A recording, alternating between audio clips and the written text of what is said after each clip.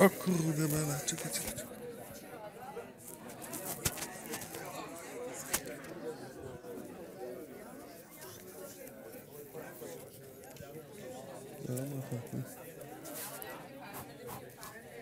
Okay.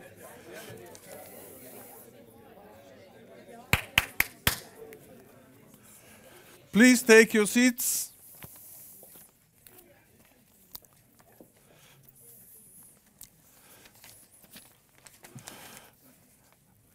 Hello, my name is Jakub Godzimirski. I am a research professor here at NUPI, and I was asked to step in for Helge Blackishut, who unfortunately got ill.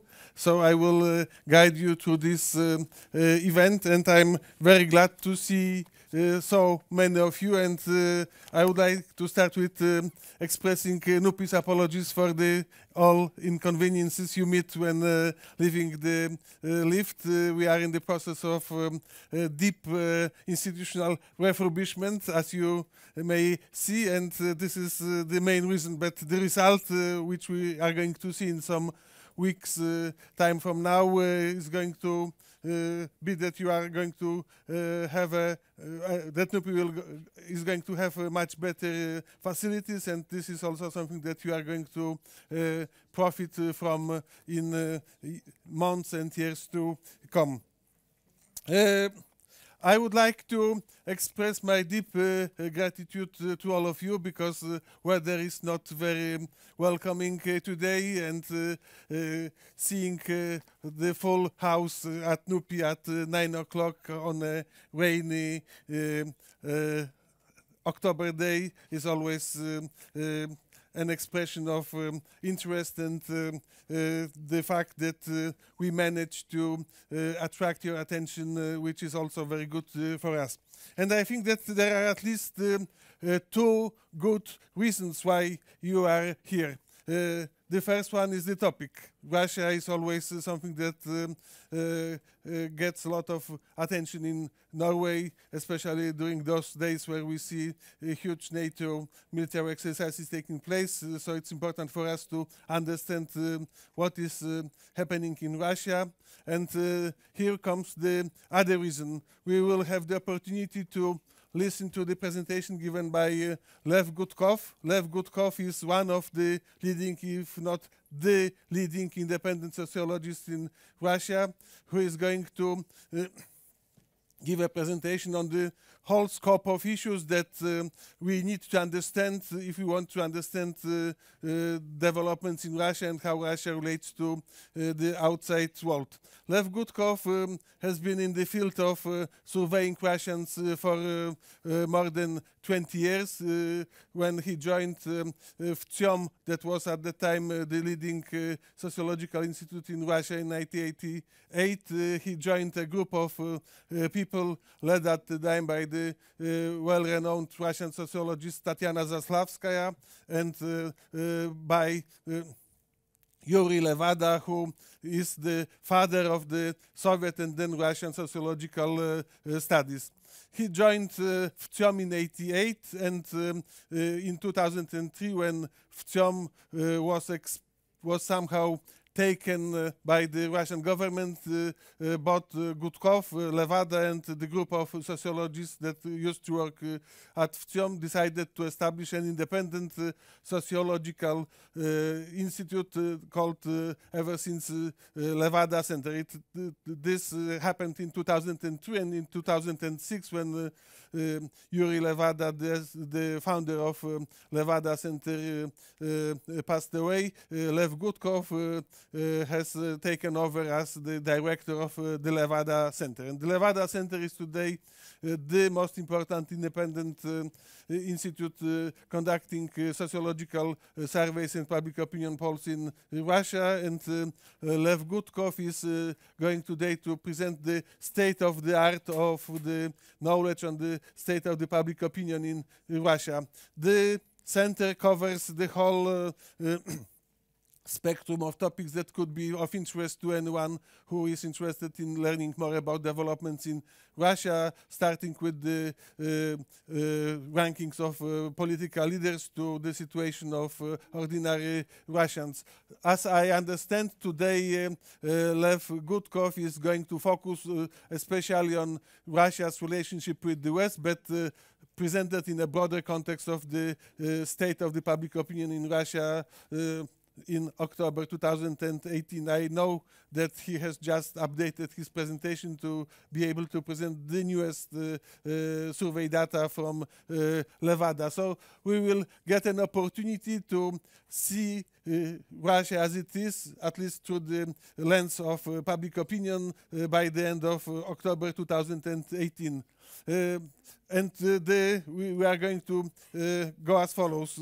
First, Lev is going to talk for approximately 30 minutes. Since this presentation is going to be given in Russian, the presentation is going to be translated consecutively by our very good friend Maria Kim, which means that we will have approximately 1 hour for the presentation, and then we will have also a chance to have a brief session of question and answers by the end of the session. We plan to finish at 10:30, but Lev is going to be available for some additional questions if need be.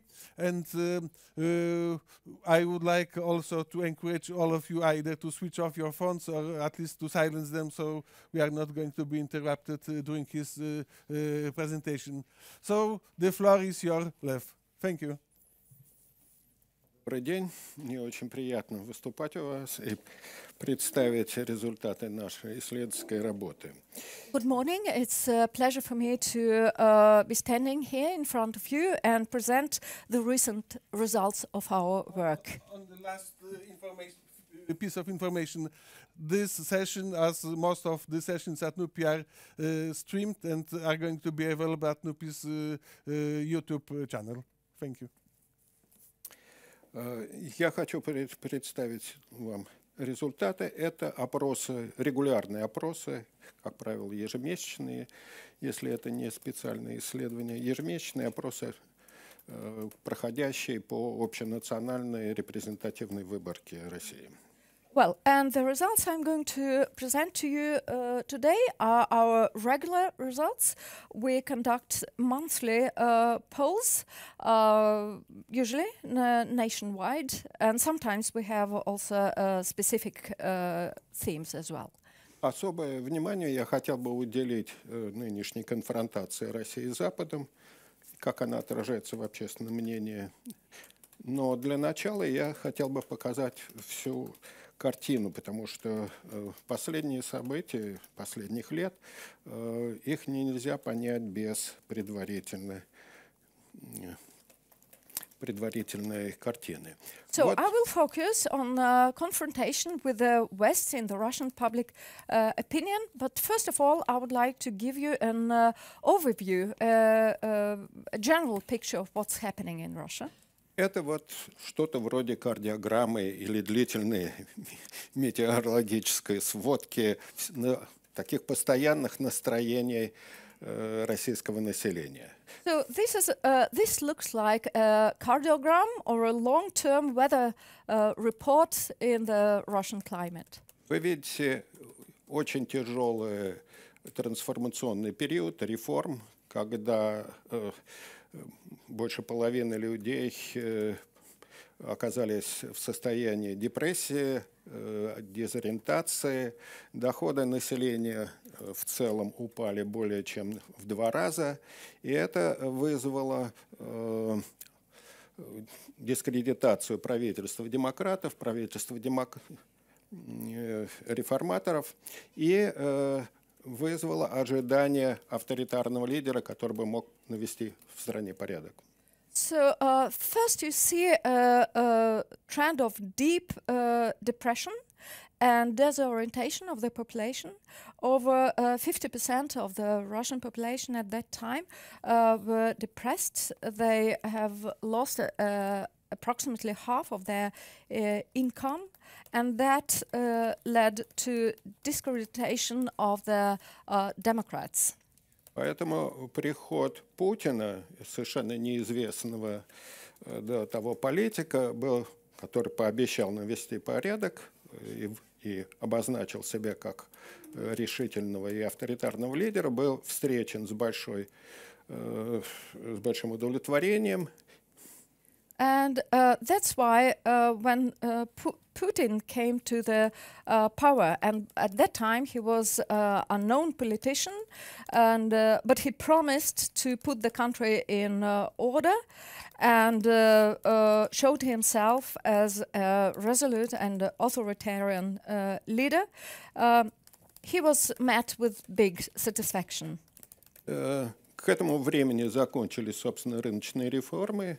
Заработала рыночная экономика, и, что совпало, резко пошли вверх цены на нефть, что позволило увеличить государственные расходы, прежде всего, на социальные цели. And at that time, the market reforms have been implemented, and the market economy was in place in Russia. At the same time, there was a rise in oil prices, and that allowed the Russian state to to invest more money in developing of the social system. В стране начался между 2002 и 2008 годом начался рост потребления, просто настоящий потребительский бум. Реальные доходы населения росли 7-8% в год. And between 2002 and 2008, we experienced a rise in consumption. It was a real consumption boom, and the real income of the population increased by 7 or 8% each year. За исключением ситуации 2005 года, когда правительство пыталось инициировать пенсионную реформу, неудачную, и отказалось, то в целом настроения росли до августа 2008 года. So, except a short period in 2005, when the government tried to initiate pension reform, which was very unpopular, the confidence in government raised, and this trend continued until August 2008. Пик массовых настроений приходится на лето 2008 года. Это война с Грузией, начало такой шовинистической, милитаристской и патриотической кампании. А после этого сразу после этого начался кризис, экономический кризис 2008 года, и настроения упали. So here we see the peak in the mass opinion during the summer of 2008, and then the war with Georgia took place, and simultaneously we saw a patriotic campaign, the first of its kind. But right after that, the country was hit by the economic crisis of 2008. Начиная с этого периода, экономика России оказалась в ситуации медленной такой стагнации, я бы сказал, и доходы населения начали стагнировать или уменьшаться. And at that time, the Russian economy stagnated, or we experienced a fall in economy, and the income also stagnated or fell down. Именно в этот период, собственно, начались массовые демонстрации протеста, антипутиновские демонстрации, связанные с ростом недовольства, массового недовольства фальсификациями на выборах и сохранение власти у Путина, у той группировки. And at that period, we saw the first mass protests. They were anti-Putin's protests, and the population was dissatisfied because the elections were false, and the Putin tried to keep his power. Но ситуация на Украине, о которой я позже буду говорить, массовые демонстрации в Киеве против коррумпированного режима и последующее резкое обострение отношений с Украиной, развертывание совершенно экстраординарной по демагогии и такой ожесточение тотальной антиукраинской, антизападной пропаганды, закончившейся аннексией Крыма, опять вызвали патриотический такой милитаристский подъем и общую поддержку руководства страны, которая продолжалась до 2015 года, пока не обвалились цены на нефть и доходы населения резко упали. And I'm going to talk about the Ukraine later, but at this time we also saw the first demonstration in Kiev against corruption, against the regime and Ukraine, and that caused a worsening of the Russian relationship with Ukraine. Western propaganda, and then we saw the annexation of Crimea and a rise in military patriotic moods and support for the power. That lasted until 2015, when the oil prices fell. Тем не менее, действительно очень мощная пропаганда, навязывающая идею враждебного окружения России, конфронтации с Западом, она немножко подняла консолидацию вокруг власти, которая закончилась полным обвалом в апреле этого года после объявления о пенсионной реформе, против которой выступало 90% населения. Anyhow, the official propaganda continues. The idea that Russia is surrounded by enemies continued, and as well as the confrontation with the Western countries. And the population consolidated around the power. That lasted until the April this year, when the new pension reform was announced, and 90% of the Russian population did not support the reform. В целом, население очень плохо себе представляет, что ждет его в будущем, и несмотря на вот такие вот милитаристские кампании, которые повышали уверенность в своем существовании, тем не менее доминирует отсутствие определенности и представления, что ждет в завтрашнем дне. And most of the population does not know what to expect in the future, despite the military campaigns that dominated a certain period. Most of the population has no any determined idea about what to expect in the future. Это, соответственно, отражается прежде всего на поддержке Путина как национального лидера. Ему искусственно пропагандой создана вот это такой ореол харизматического лидера. И вот вы видите его приход на фоне взрывов домов в российских городах, терактов, очень глубокого кризиса, массовой дезориентации, резкий рост популярности, надежд на него, на то, что он выведет страну из кризиса. Дальше некоторые провалы, связанные с терактами, гибелью подводной лодки «Курска», которые ослабили его. This trend reflects support to Putin as a national leader. the propaganda created an artificial image of Putin as a charismatic leader, and you see that when he came to power, his popularity grew very quickly.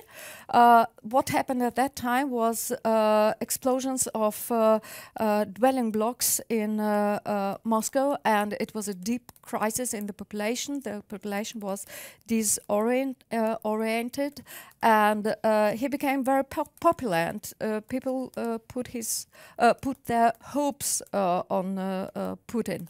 Then the trend was a little bit up and down. There were some terror attacks. The submarine Komsomolets sank. Kursk. Вот. Если посмотреть, то к каждой пике популярности приходится на такие военно-патриотические, шовинистические кампании. And when you look at the peaks, they coincide with the peaks of Putin's popularity, war propaganda, patriotic campaigns, and chauvinistic campaigns. Это связано с тем, что Путин, апеллируя к советскому прошлому, рассматривается в глазах основной части населения как человек, восстановивший авторитет России на международной арене и возродивший ее статус как великой державы. So Putin appeals to the moods of the glorious Soviet past in the population. He restored, people still think that he restored Russia's authority internationally and Russia as a superpower. Именно вот восстановление престижа, статуса России как великой державы, как восстановление империи, почти такого же статуса, каким обладал Советский Союз, признается главным достижением Путина. So Putin gets most of the credit for restoring of the Russia's prestige or status, restoring of the empire, almost to the same level as the Soviet Union had. Когда мы спрашиваем, в каких областях Путин добился наибольшего успеха, а в каких сферах его деятельность была неудачной, то это прежде всего внешняя политика, потому что, по мнению населения, он не добился успеха в экономической политике, в борьбе с коррупцией, очень скромные оценки его политики на Северном Кавказе и так далее. Но главное достижение – это вот великая держава. So when we ask people what are the biggest success stories of Putin and where he failed, they usually named the international politics. Because he failed to restore the Russian economy, to combat the corruption. His success in Northern Caucasus is very modest. Легитимность Путина строится именно на том, что он старается критиковать экономические реформы, курс на демократию, на сближение с западными странами, с Европейским Союзом и апеллирует к советскому прошлому, к его достижениями. And Putin's legitimacy is based on his criticism of the economic reforms, of democracy building, of getting closer to the European Union, but in people's mind, his success is within the foreign policy. Его главный тезис – то, что демократы, реформаторы привели страну к хаосу, разрушили великую державу, а он защитник стабильности, процветания сильной, мощной России. And his thesis is that the Democrats brought the country into chaos, while he has restored the stable empire, as almost as stable as the Soviet Union was. Поэтому главные его тезисы – это сопротивление Западу, это борьба с экспортом цветных революций, как это называлось, и главные враги, да, и, конечно, это тезис, что Россия окружена, находится на положении осажденной крепости, кругом враги, и это не обязывает общество консолидироваться вокруг власти, увеличивать расходы на вооружение армии, на правоохранительные органы, защищать, короче, заниматься проблемами национальной безопасности. So Putin would like to develop a confrontation with the West, resistance to the West. His aim is to prevent export of the colored revolutions. And his thesis is that Russia is surrounded by enemies, and that's why the population has to consolidate around the authorities and approve the increasing expenses to the military and security services. So that means that the national security is given priority. Главные враги, именно вот в нынешней идеологии государственной, это те страны, которые, бывшие социалистические страны, которые присоединились или взяли курс на интеграцию с Евросоюзом. And of course, the biggest enemies of Russia are those countries who decided to get closer to the European Union and to be integrated into Europe. Поэтому периодически разворачивались кампании по дискредитации, очень мощные пропагандистские кампании по дискредитации балтийских стран, которые первые присоединились к России, к Евросоюзу.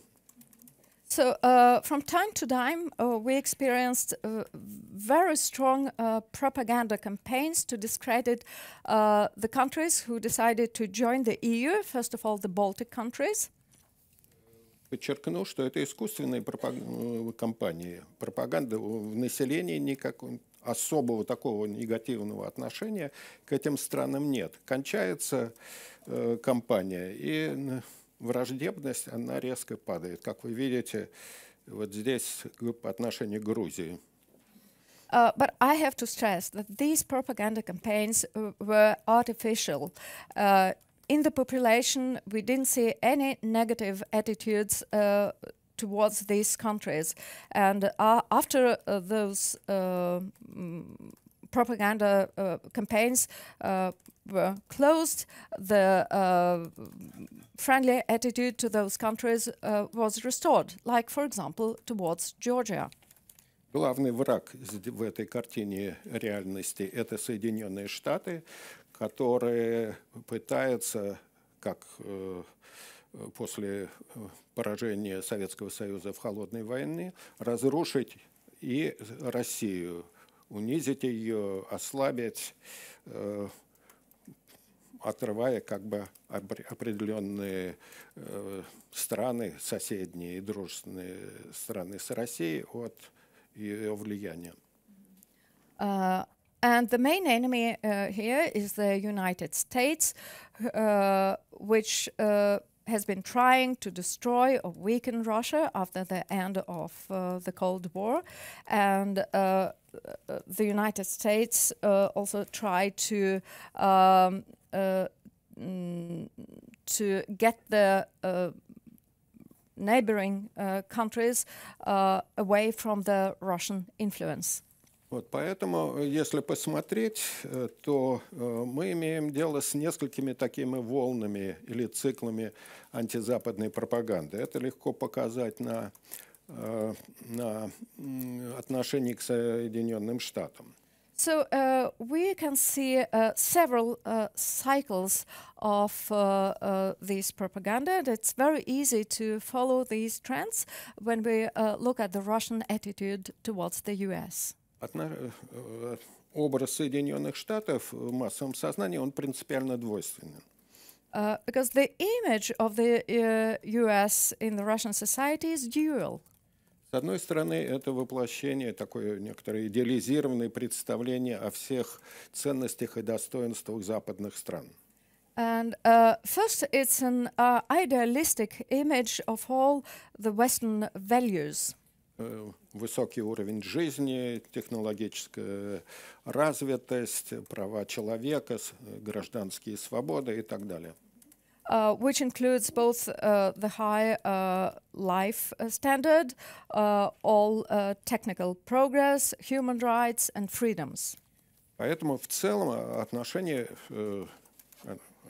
Соединенные Штаты, как и другие западные страны, они выступают как ориентир модернизационного развития. Никакого другого ориентира для национального развития в принципе нет. So, speaking in general, the US and the Western countries serve as a goal in the country's development because we don't have any other path to develop the country.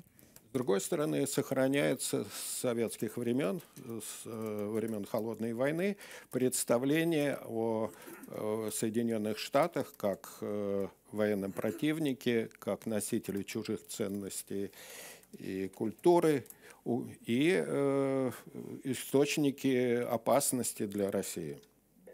On the other hand, we still keep the image of the US as a military threat, alien values, alien culture and source of danger. Поэтому пропаганда именно поднимает, эксплуатирует вот эти старые советские представления времен Холодной войны. So the propaganda uses this old images of the West as a Soviet legacy. Первая волна – это март 1999 года, это бомбардировки НАТО Сербии, которые восприняты были как демонстрация силы НАТО по отношению к России.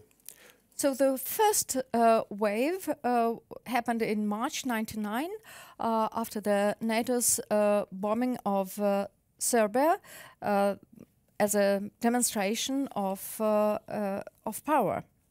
Вторая – это война в Ираке и свержение Хусейна, которая вызвала очень сильное неприятие в России, как попытка Соединенных Штатов свергать диктаторские режимы во всем мире.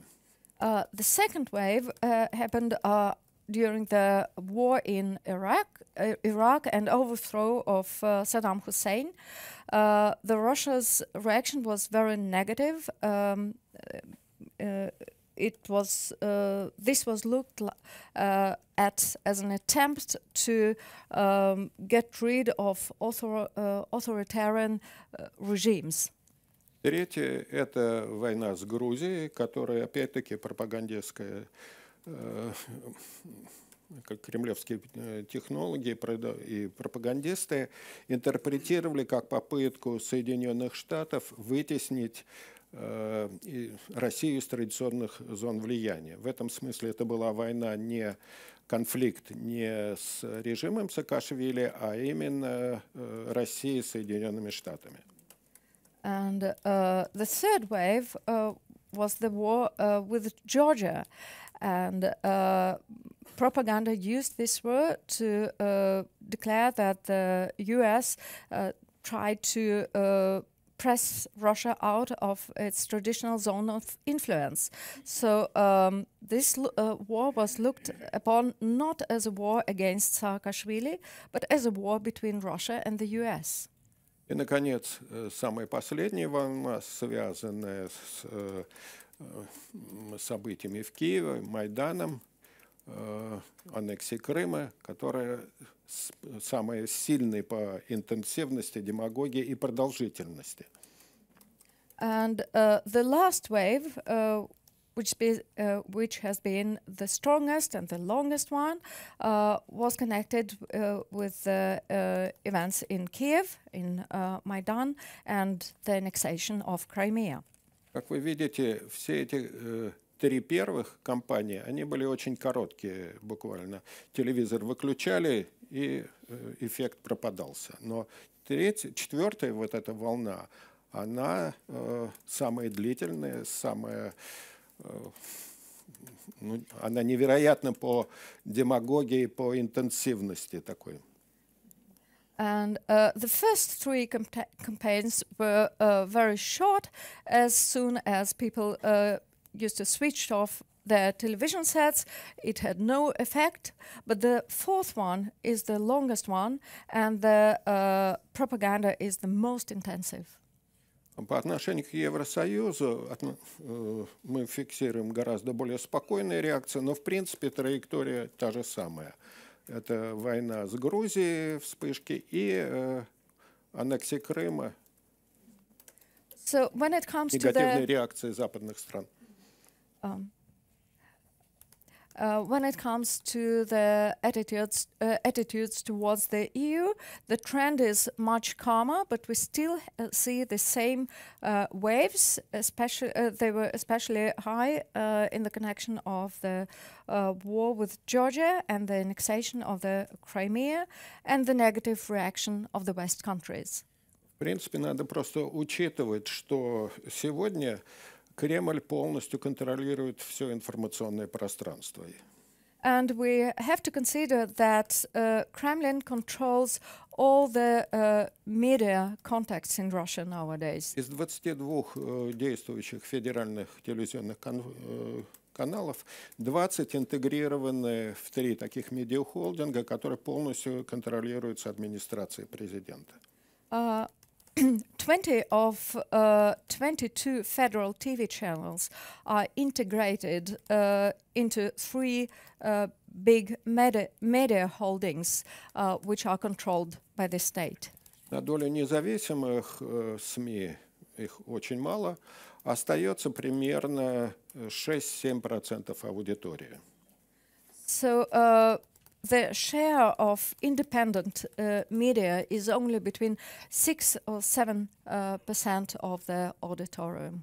Вот поэтому, если бы сегодня СМИ, они действительно это очень мощный инструмент манипулирования общественным мнением и пропаганды. So mass media today is a very effective instrument of brainwashing of the people. Если посмотреть, то мы увидим всплески антиукраинских таких пропагандистских кампаний, все они связаны избирательными циклами на Украине. And here we can see several rises of anti-Ukrainian propaganda, and all of them are connected or coincide with the elections in Ukraine. Для Кремля интеграция Украины в структуры ЕС, НАТО представляли собой смертельную опасность, потому что успех этих реформ, он очень сильно бы ослабил массовую поддержку в России. And for Kremlin, the Ukrainian integration into the EU or NATO was a lethal danger, because if Ukraine would have succeeded, that would immediately weaken the Kremlin's position. Поэтому специальные усилия десанта пропагандистов на Украине во время избирательных кампаний, борьба против оранжевой революции или революции роз, как это было в Грузии, это существенная часть информационной политики Кремля. So special propaganda efforts in Ukraine and struggle against the Rose Revolution in Georgia and Orange Revolution in Ukraine are parts of the information politics in Russia. Вы видели на предыдущих слайдах, что популярность Путина снижалась к концу 2013 года. At the previous slides, you could see that the popularity of Putin dropped down 2013. На фоне массовых действительно протестов в крупнейших городах, антипутиновских, когда десятки тысяч людей скандировали «Путин вор». That happened during the massive anti-Putin's protests where tens of thousands of people participated, declaring that Putin was a thief. Путин фальсифицирует выборы, крадет голоса людей. They were claiming that Putin stole their votes. Никаких антиукраинских настроений в тот момент мы не фиксировали. At that time, we could not register any anti-Ukrainian mood. В ноябре-декабре 2013 года, когда начались события в Киеве на Майдане, студенческие выступления и выступления против правительства Януковича, 75% россиян, опрошенных нами, говорили, что России не следует вмешиваться в дела Украины, что это внутренние события. In November and December 2013, during the student protests on the Maidan Square and protests against Yanukovych, we asked people about their opinion, and 75% of them said that Russia should not interfere into these internal Ukrainian matters. И люди относились с большим пониманием к тому, что происходило, воспринимая это как массовое восстание против коррумпированного режима Януковича. And people showed a deep understanding of what was happening and accepted it as protests against the corruption of the Yanukovych's regime. В Кремле это вызвало панику, очень серьезную, потому что, понятно, было аналогии событий в декабре 2013 года в Киеве и массовых демонстраций 2011-2012 года. And that caused serious panic in the Kremlin because they draw a clear parallel between the protests in Ukraine in December 2013 and the Russian protests of 2011-2012. Поэтому уже начиная с осени 2012 года Кремль начал ужесточать внутреннюю политику борьбы с гражданским обществом, с оппозицией. Было принято более 40 репрессивных законов против массовых общественных организаций, введена цензура. And that's why the Kremlin started to change their internal politics since August 2012, oppressing the civil society, adopting approximately 40 different laws against different organizations, and introducing censorship. Но это не слишком помогало, хотя протесты спадали ввиду такого полицейских акций, подавления, осуждения активистов этих демонстраций. Поэтому Кремль принципиально изменил здесь стратегию. But it didn't help greatly, though the protests ceased and many activists were convicted. And that's why the Kremlin changed its policy. Начиная с февраля 2014 года пропаганда изменила оценку происходящего на Украине, объявив, что в Киеве произошел государственный переворот, спровоцированный Соединенными Штатами. And that's why in February 2014, the official propaganda changed their evaluation of the events in Ukraine and declared that a coup d'etat took place provoked by the United States. К власти пришли фашисты, И это создает условия безопасности жизни, угроз геноцида для русских на востоке и юге Украины. And that fascists came to power in Ukraine, which created a security problem and a threat of genocide for the Russian population in eastern and southern Ukraine.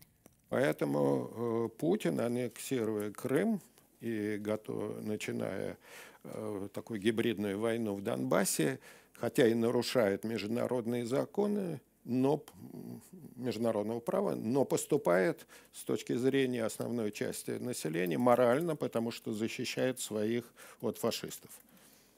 And that's why when Putin annexated the Crimea and started the hybrid war in Donbass, he broke the international law, but still he's justified morally because he was protecting the Russian-speaking population from the fascists. Иначе говоря, пропаганда заговорила на языке Второй мировой войны, борьбы с фашизмом, а это чрезвычайно чувствительная тема для русского национального сознания, поскольку задета травма войны, Отечественной войны, самых важных событий, по мнению населения, в истории XX века. So, in other words, he started using rhetorics of the World War II,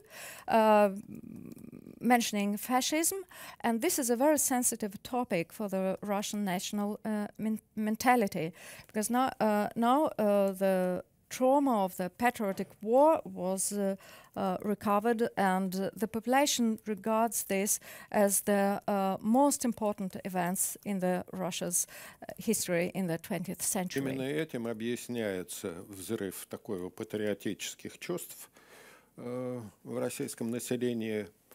Пик популярности Путина достигает максимума 87-89%. And that explains the patriotic emotions in the Russian society and the peak of Putin's popularity that reached between 87 and 89%.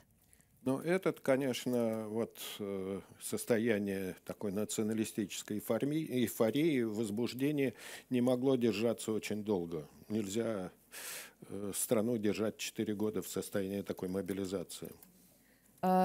But of course, this euphoria could not last too long. It's not possible to mobilize the whole country for 4 years.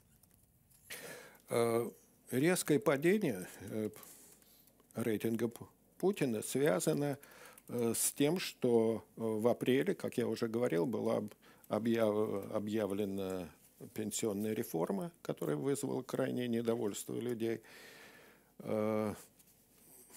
И рейтинг обвалился очень сильно. But this acute fall in Putin's rating happened in April this year when the new pension reform was announced.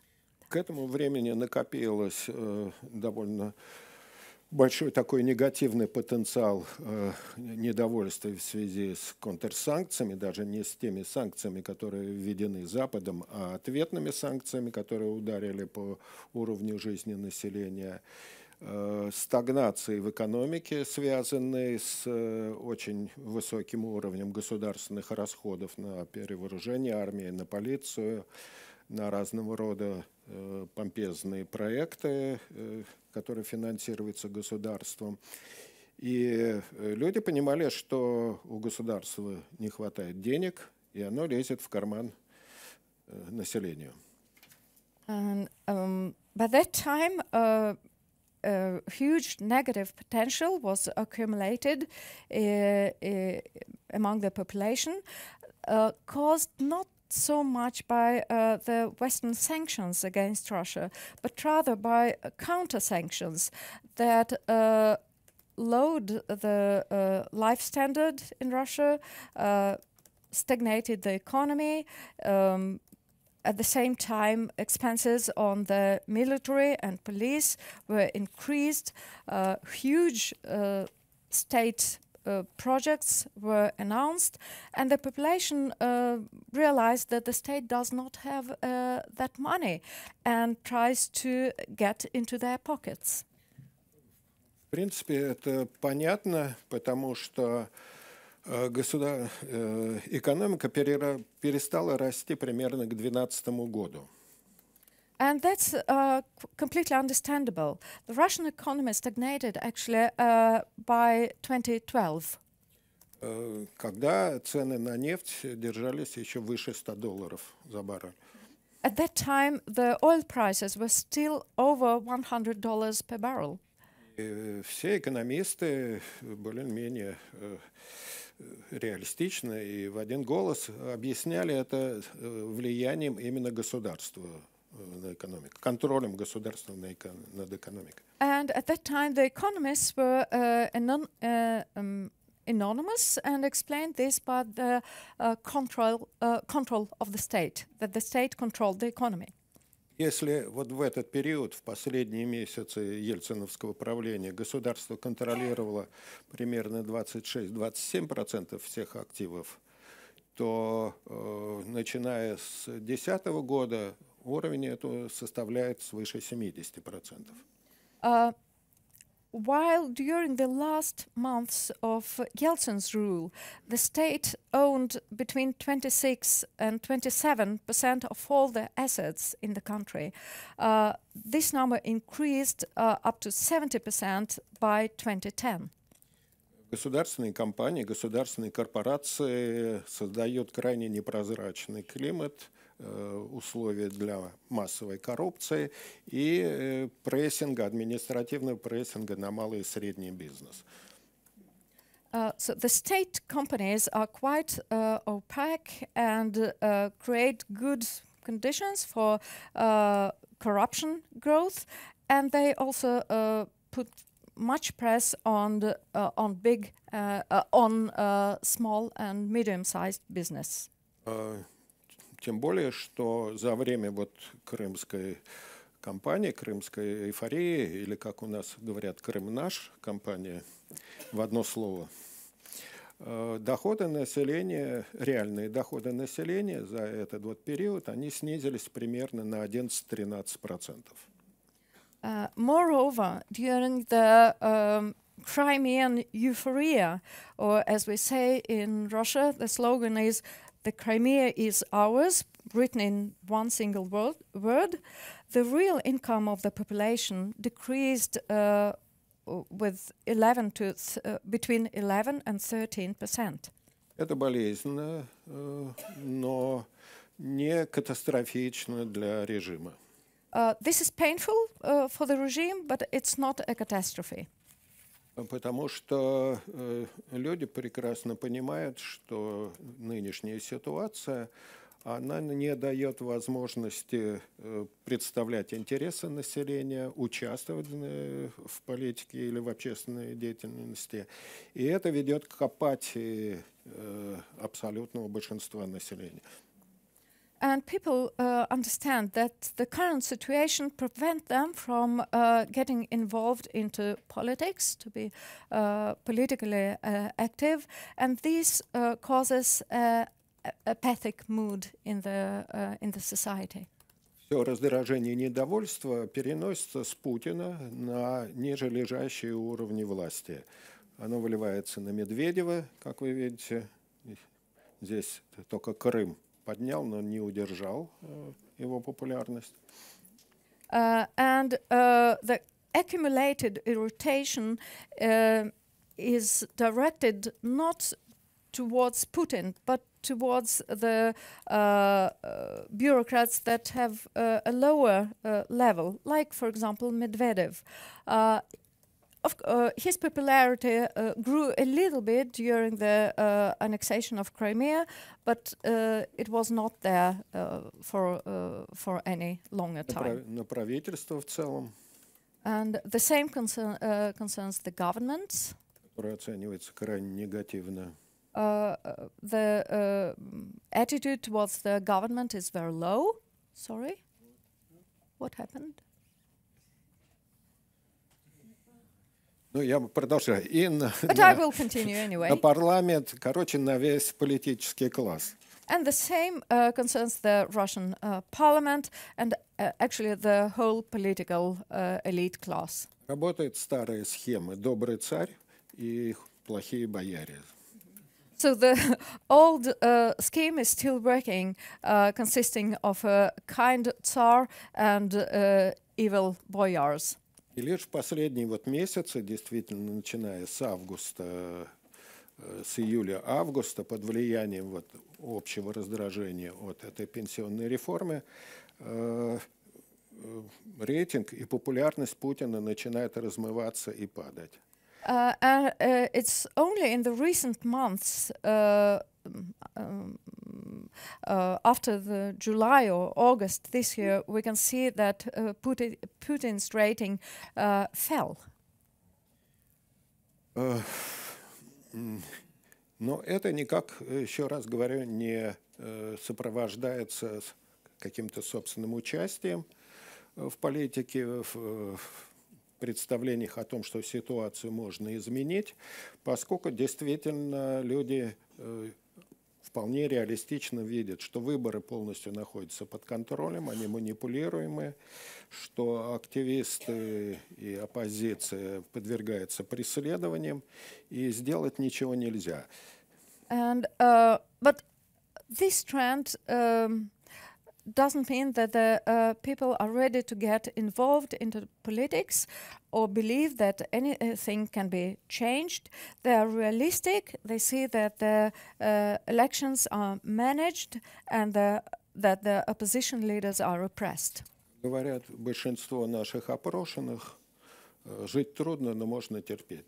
As most of our respondents answer, the life is hard, but we still can manage. Терпеть, потому что ясно понимают характер нынешнего режима. Путин опирается на силовые структуры в первую очередь, то есть армию, политическую полицию, просто полицию, на бюрократию, олигархов, и отражает их интересы. And they understand the character of the current regime. They understand that Putin relies on the army, the police, the secret police, and oligarchs.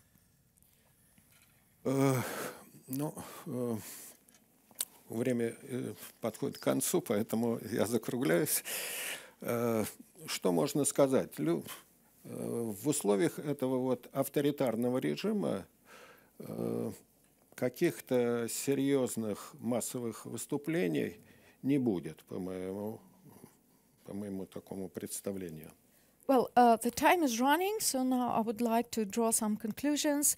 In the circumstances of the authoritarian regime, we're not going to see any serious protests, to my mind. Уровень жизни, экономика будет стагнировать, и система, в общем, прекратила развиваться. The economy is stagnating and the system has ceased to develop. Именно поэтому усиливается риторика внешней опасности, военной угрозы. Со стороны Кремля исходят требования консолидации для того, чтобы противостоять враждебности западных стран, русофобии, как это называется. And that's why we see that the rhetorics is getting stronger, the rhetorics of the war threat, enemies, and appeals that the population should consolidate around the power to counteract the Western Russophobia. В этих условиях усиления внешней опасности, действительно люди не видят возможности поддержать оппозицию, считая, что, как и утверждает пропаганда, что оппозиция играет на руку Западу, что это национал-предатели, пятая колонна, изменники и так далее. And in this situation of outer danger, people do not see any opportunity to give their support to the opposition, because they think that the opposition is pro-Western, the national traitors and so-called the fifth column. И последнее, что я хочу сказать, вот эта волна крымской эйфории, националистического подъема, консолидации резко повысила чувство гордости и самоуважения населения в целом, но одновременно вызвала неконтролируемый подсознательный страх перед большой войной. And the last thing I would like to say that this wave of the Crimean euphoria and consolidation around the power has caused the rise of self-esteem on the one hand, but on the other hand, it's created this uncontrolled fear of potential war. И это вот состояние, в котором мы сегодня находимся. So this is the current condition of the Russian society. Thank you very much for this tour d'horizon on the Russian public opinion. I think that you have brought together a number of issues that are very important for us to have a better understanding of. And I would like to invite the audience to this conversation. Please present yourself, be concise and brief, ask questions, don't present your views on the situation, but use this opportunity that we have Lev Gudkov here and try to make him give you short answers. So we have now approximately 30 minutes for questions and answers. Please signal that you are interested in asking the question, and I will try to steer this conversation. Yeah, please. Please use the mic. Julie Wilhelmsen from this institute. Thank you very much for your presentation. I have a question concerning attitudes to the EU, because I noticed that the view of the EU is positive all along, actually, up until 2014, basically. There's a dip in 2008. But still, could you just comment a bit more on the views of the EU? Does it mean that it's kind of the value dimension which kicks in with the crisis in Ukraine, that it's not really about security politics, but it's about more of a civilizational divide or disagreement? Thank you. Мы фиксировали только две волны вот такого негативизма в отношении Евросоюза. Это 2008 год, связанный с русско-грузинской войной, и с аннексией Крыма, после аннексии Крыма. So we have registered just two negative waves when it comes to the EU. These were in 2008 in connection with the war in Georgia and 2014 in connection with the Crimea. В принципе, отношение к Евросоюзу устойчиво позитивное. And the attitude towards the EU is stable and positive. Потому что Евросоюз не воспринимается как военный противник. Because we do not, or the EU is not regarded as a war threat or opponent. Напротив, когда мы спрашиваем, с какими странами следует в первую очередь сотрудничать и развивать экономические и культурные связи, то это страны Евросоюза. Moreover, when we ask our respondents which countries should be given priority when it comes to cooperation of economical and cultural ties, the usual answer is the European countries. Это Германия в первую очередь была. First of all, it used to be Germany. Это Швеция, как ни странно, это воплощение такого европейского идеального представления о Европе. Нейтралитет, свобода прав человека, социальная политика эффективная. It's also Sweden. It's a little bit unusual, but Sweden is a symbol of this ideal Western country with good integration, with good welfare system and human rights. Мы проводим специальные исследования, иногда парные, вместе с другими странами. Образ Швеции, образ Германии, там образ Финляндии и так далее. И вот Швеция — это такое самая позитивная страна. Sometimes we run poll opinions and compare two different countries like Germany and Sweden or Finland, and Sweden is regarded as a very positive example. Но в последние годы действительно усиливается такая резко консервативная, фундаменталистская критика Европы в целом. But the trend in the recent years is a fundamental criticism towards the European countries. Отчасти под влиянием усиления роли церкви и такой православной риторики в политике. Partly it can be explained by increasing role of the Orthodox Church and religious rhetorics. Считается, что Европа утратила свои христианские ценности, свою традиционную христианскую мораль. Europe is regarded to have lost its traditional Christian values and moral. И что Россия оказывается последним таким бастионом хранения православной культуры, православных ценностей, защитником семьи, традиционных ценностей. And that Russia is the last place where the Christian values are still kept, like the family values. Here was another question. Yeah. No. Yeah.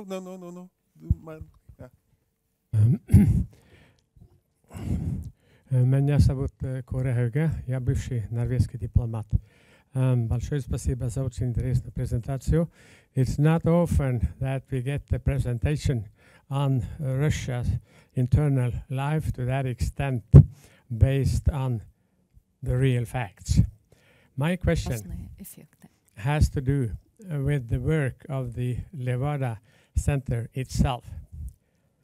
In the height of the fervor in the annexation of the Crimea, we had reports in Western newspapers that the public opinion in Russia was such that people hesitated to answer direct questions from public opinion pollers, including Levada.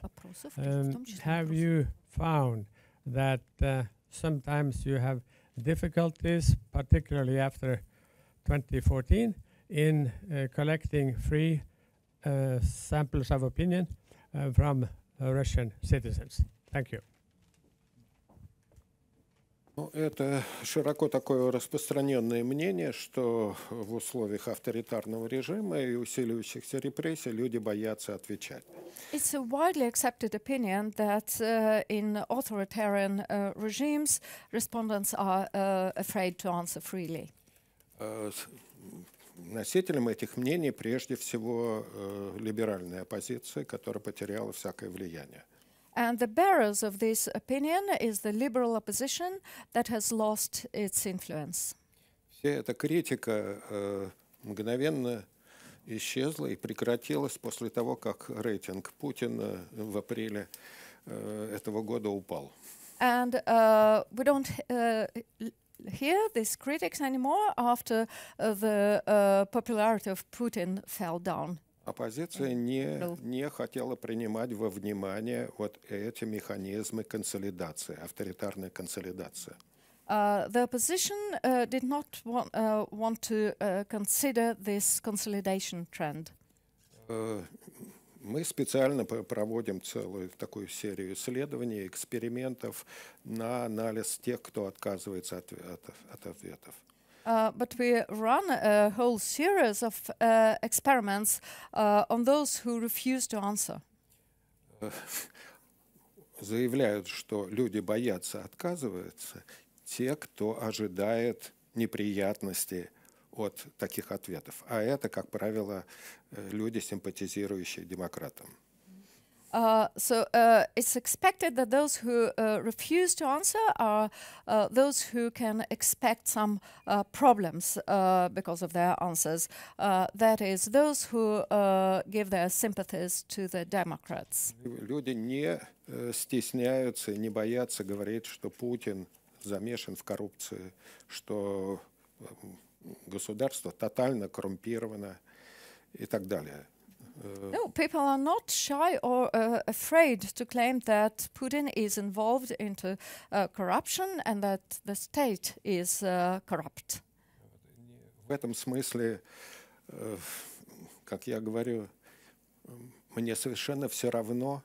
Вот эта вот структура двоемыслия, которую мы фиксируем, она чрезвычайно характерна, потому что это способ адаптации к репрессивному государству. And in this regard, this dual mentality is quite common. It's an attempt to adapt to the oppressive state. На вопрос, скажем, виновен ли Путин, который мы задаем регулярно, виновен ли Путин в тех злоупотреблениях власти, в котором его обвиняет оппозиция? Мнение распределяется примерно так. От 12 до 16% говорят, что, безусловно, это так, это всем ясно. Примерно 25% говорят, что, скорее всего, он замешан в этом, поскольку зависит от коррумпированной бюрократии, но я об этом мало знаю. А еще раз, виновен ли Путин в чем? В злоупотреблениях власти. And the question we usually ask, or ask regularly, is if Putin is guilty in misuse of power, because that's what the opposition usually claims him to be. And between 12 and 16% of the respondents answer that yes, absolutely. About 25% that yeah, he's rather guilty because he relies on the corrupt bureaucracy, but I'm not quite sure. 30% говорят, какая разница, виновен он или нет, самое главное, что жить при нем стало лучше. About 30% says it doesn't matter if he is guilty or not, but the life is improving under his regime. И только от 11 до 20% во время вот аннексии Крыма говорят, что я никогда не могу поверить в том, что Путин виновен в том, в чем мы его обвиняют. And during this Crimean euphoria, we experienced that between 11 and 20% said that they could not believe he was guilty. I see that we still have 4 questions. 5 questions. Yeah. My name is Lou Coatney. I'm American over here in Norway for my children. First of all, your first screen had Russia Today on it, but you apparently don't work for Russia Today. Now, you Russians lost 27 million people in World War II, and there's distrust of the West generally. But after the fall of the Soviet regime, you wanted to become part of us. But then there was our shock therapy economics and the Kosovo War, where we pushed NATO east, breaking our agreement. Then there was Georgia, where Islamist terrorists used as a pipeline. But most dangerously, and you have pointed this out, is the Kiev coup. It wasn't a revolution for 4 obvious reasons, which broke our Budapest peace treaty with you Russians and was essentially a declaration of war. My bottom line question to all this, from your vantage point, if NATO tries to add Finland, Ukraine, or Georgia to its membership, will Russia go to war? Длинный список развития событий, начиная от шоковой терапии в экономике, расширения НАТО, войны с Грузией, исламистские настроения. И самое опасное — это то, что утверждалось, что в Киеве попытка переворота. Но вот если сейчас НАТО всерьез говорит о том, чтобы принять в свои ряды Финляндию, Украину и Грузию. Ответите ли вы войной на это? В смысле России? Вопрос не ко мне. I'm not the right person to answer this question. Вот. Понимаете, если брать 90-е годы, отношение в том числе и к НАТО было вполне позитивным. 25% до середины 90-х годов 25% россиян считали необходимым, чтобы Россия вступила в НАТО.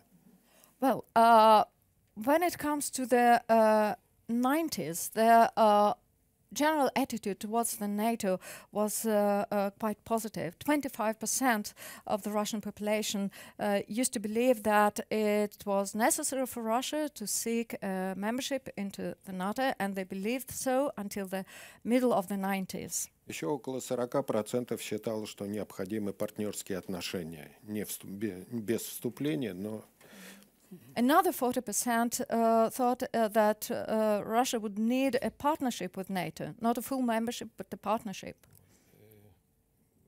Страх перед НАТО, это искусственный и поднят он совсем сравнительно недавно. And this fear of NATO is an artificial issue and a recent phenomenon. Как открытая такая официальная доктрина, это провозглашено Путиным в Мюнхеновской речи в феврале 2007 года. This was declared as a doctrine in Putin's speech in Munich in 2007. Население, естественно, не хочет и боится такого рода столкновения. And the population in general does not want and fear such a confrontation. На наших групповых дискуссиях люди говорили, что мы уже вступили в Третью мировую войну, только еще пока в холодной фазе.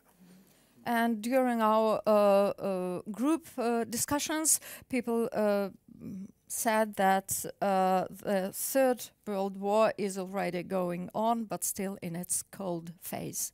Но у Путина вот это вот провоцирование внешних конфликтов, война в Сирии, война на Донбассе, вот такое вот манипулирование угрозой НАТО, оно является инструментом поддержания общества в состоянии мобилизации и готовности.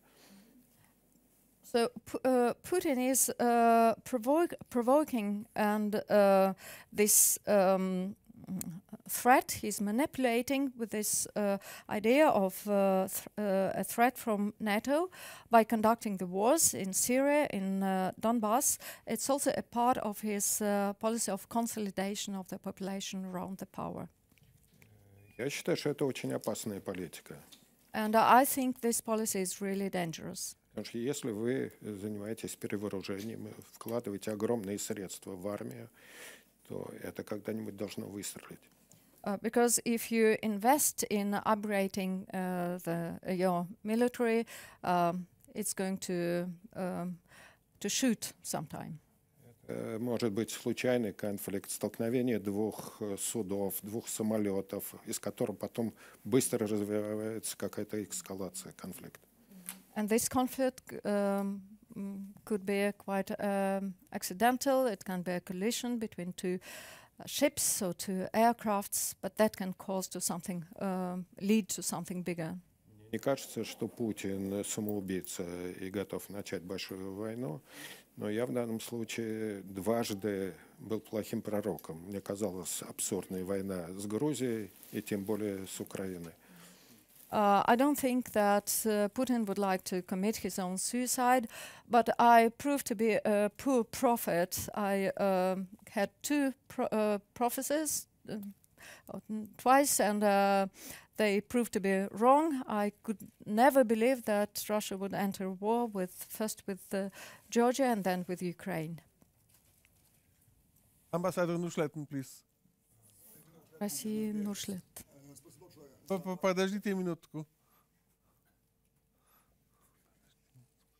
Я Иван Ушлетн из Норвегии. Спасибо большое за ваше представление. Вы говорили о независимости СМИ в России. Какие возможности есть для распространения результатов ваших исследований в самой России, в ваших СМИ? Какое отражение, какой отклик у вас дома, в ваших газетах и на телеканалах и так далее? Спасибо большое.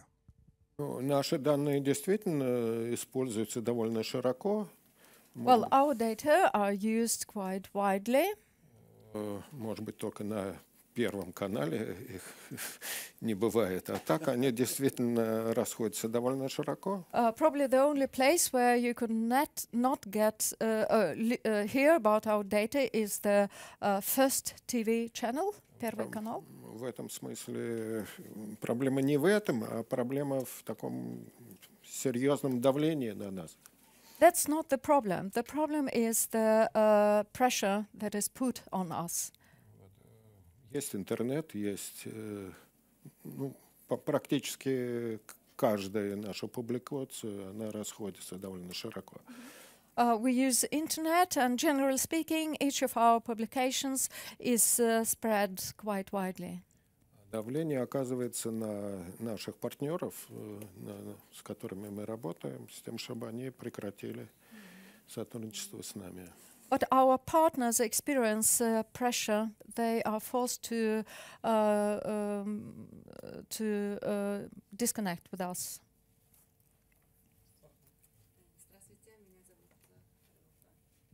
Меня зовут Осна Сайта, я журналист. I ask in English. I just wonder, in your presentations, you made no distinctions between generations. And in Russia, you have generations who've lived through very, very different times. What would be the differences when it comes to the want to participate in politics and also their view? And I also have a follow-up on this question about mass medias. You have 6 to 7% independent media. What about the social media? Because the younger generation would be more prone to use those and less traditional medias. And then the last part is, what is the effect of Trump? What is the effect on the extensive coverage of Russia in a negative way in the US and in Europe? How does that affect the different generations? Thank you. Maybe I would like to propose that we gather all the questions because we only have 8 minutes. So here is your question, and then yours. My name is Kirsten Engelstad. 6 weeks ago, I attended the International Women's Conference for Peace in St. Petersburg. In his speech, Putin said that from next year, mothers with children under 3 years will get up to 3 years paid leave if they accept to join a re-education program for competences relevant to the fourth industrial revolution. It sounds great, and I would like to have your comments. And the last question goes to our colleague here, and this is going to be the final question. Hi, my name is Dilshad. I am from Kyrgyzstan. My question about after the collapse of Soviet Union, we got used to see that influence of Russia over the Central Asia, but now we see influence also of China. What is the reaction of Russia about that? And like China gives every year grants to Kyrgyzstan and other countries of Middle Asia. And recently, according to mass media, Tajikistan lost a piece of territory, a dispute area of territory. What is the reaction of Russia about it? Thank you. Россия отреагировала на это. Первый вопрос о поколениях. Well, the first question was about the generations. Я не показываю, это было бы слишком усложнило всю картину. I didn't show this slide because it would complicate the whole picture. До того, как была установлена монополия на информационное пространство, действительно мы фиксировали разные установки у молодых людей, у людей более пожилых, жителей крупных городов и села. Well, before the state monopoly on information space was established, we really registered some differences between the opinions of the young and old, of people who live in big cities and in the countryside. В целом, я могу сказать, что провинции, то есть это сельское население, малые города, примерно до 200 тысяч населения, где проживает больше 60% населения, это очень консервативная, ностальгирующая по СССР социальная среда. Депрессивная, бедная. When it comes to people who live in the province, that means in the countryside, in villages and small towns with a population to up to 200,000 people, they constitute approximately 60% of the Russian population, and they're conservative, they feel nostalgia towards the Soviet Union, and they're quite poor. Более динамичные группы, более доходные, более образованные, они все представлены населением мегаполисов, то есть в городах с миллионным населением. And the population in big cities with a population of 1 million or bigger are more dynamic and well-educated and they're richer. Там выше доходы, там выше уровень образования, а понятно, что полис здесь будет Москва. Of course, their income is higher, education is also higher, and their center is, of course, Moscow. Больше половины населения – это люди с университетским образованием, и доходы населения примерно в 2,5 раза выше средних по стране. 50% of the Moscow population has a university degree, and their average income is 2.5 times higher than in the country in general. Но начиная с 2003 года, после дела Ходорковского, ЮКОСа, разгрома и разгрома независимых телеканалов, НТВ и другое установление, эти различия между разными категориями населения стерлись. But after 2003, after the Khodorkovsky case and closing down of UGAs and closing of independent TV channels like NTV, these differences were erased. В жизнь вошло поколение, которое сформировалось при Путине. И для них Путин – это символ вот этой новой России. Поэтому молодые люди до последних месяцев это была группа с самой сильной поддержкой и симпатиями к Путину. And the new generation has grown up under Putin. For them, he is a symbol of the new Russia. And up until the recent months, they gave him their support and sympathies. Это связано не только с пропагандой, но и с особым экономическим положением молодых на рынке труда. Сейчас не буду вдаваться. And this is not only due to propaganda, but some economic incentives and privileges the young generation has on the labor market. But now I'm going down to some details. Последний год мы видим отход молодежи от поддержки Путина, ослабление ее.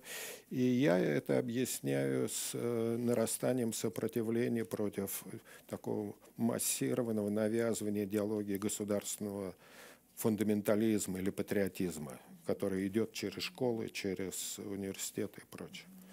But in the recent years, we see that the young generation has weakened their support to Putin, and I think it's a reaction, it's a resistance to the official ideology of patriotism, which is introduced at schools and universities. В целом, я говорю, что много лет, порядка 10 лет, мы видели, что мнение университетских профессоров и неквалифицированных рабочих очень слабо различаются между собой. Это тотальное общество.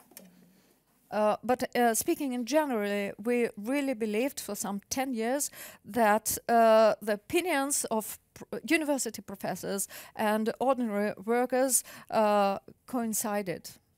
Теперь вот, социальной политики в отношении женщин, поддержки семьи и прочее.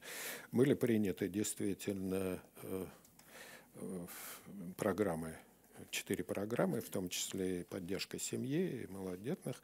И это действительно имело большой резонанс в обществе.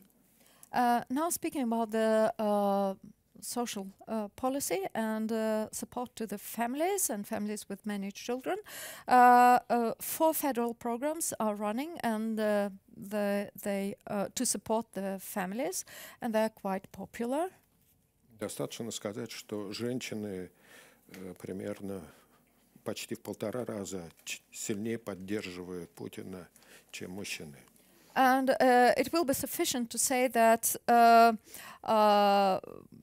50% more women support Putin than men. 50. Yeah, one and a half times more. Здесь очень много демагогии, но эффект от этого действительно, особенно в провинции, очень силен. And Putin's position, especially in the countryside, is very strong. Но в последние, вот после реакции на пенсионную реформу, было принято решение правительством о сокращении расходов на вот эти цели. But after the society's reaction to the new pension reform, the government decided to invest less money or to decrease their expenses on these federal programs. Денег нет. Because they don't have money. Вот. И что касается вот отношений с Китаем, я уже очень коротко. Китай долгое время был, особенно в советское время, один из 5 главных военных противников, наряду с Соединенными Штатами, Германией, Великобританией, Израилем, и был 5-й Китай.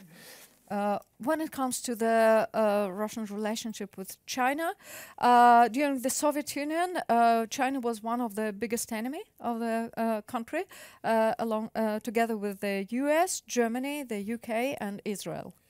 В российских правительственных кругах, политических кругах существует паранойя, страх перед экспансией Китая.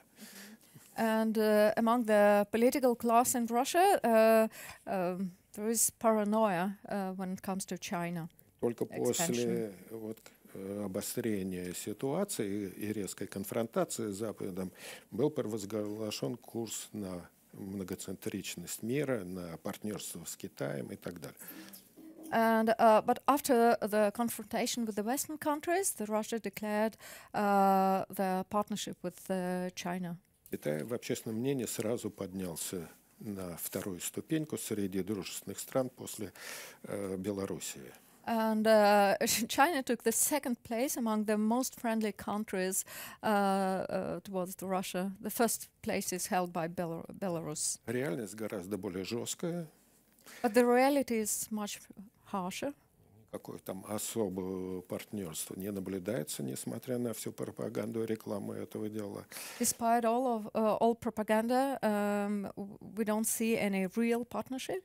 Один китайский профессор, с которым я разговаривал на эту тему, сказал, какое может быть партнерство между карликом и гигантом. And a Chinese professor I was talking to said, what kind of partnership can be between a dwarf and a giant? Dwarf. On this note, we have to end. Мы должны будем закончить. Once more, thank you for coming. I hope that we met your expectations. Give a big applause to Dr. Gudkov. Спасибо вам. We hope very much to see him again here in some time. Thank you for coming.